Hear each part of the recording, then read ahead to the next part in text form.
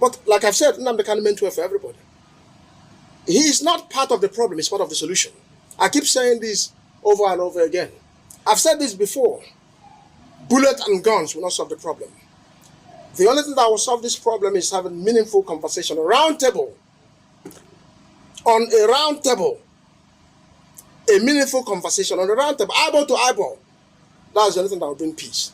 Not the court, not guns and bullets, not all the bickerings here and there. No.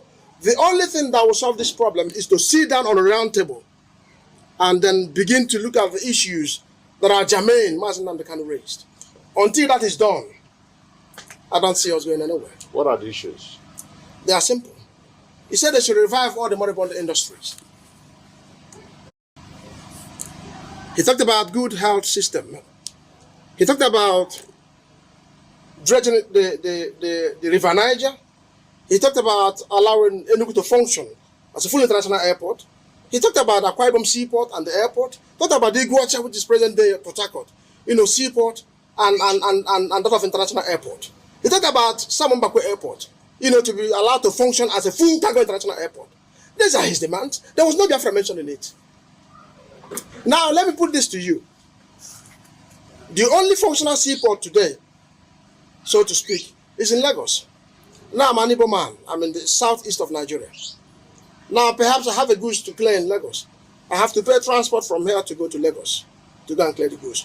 On my way coming, I have to settle all the security agents on the road until I get to Alibo. What would that cost? Causing inflation. Whereas from here to Port Harcourt will take me like less than an hour to go and bring my goods. Whereas from Lagos takes almost 12 hours.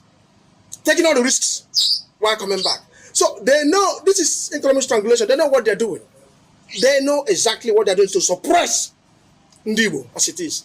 Now, even while he was talking about seaport, to allow them to function to its capacity, what did they do? They went to the north and opened dry seaport in the north. Have you forgotten that happened in Nigeria? Is it of any help to anybody? The answer is no. So they know the right thing to do. Nnamdi Kanu is not asking for much. He's not asking for much. He wants the good of our people. It's as simple as that.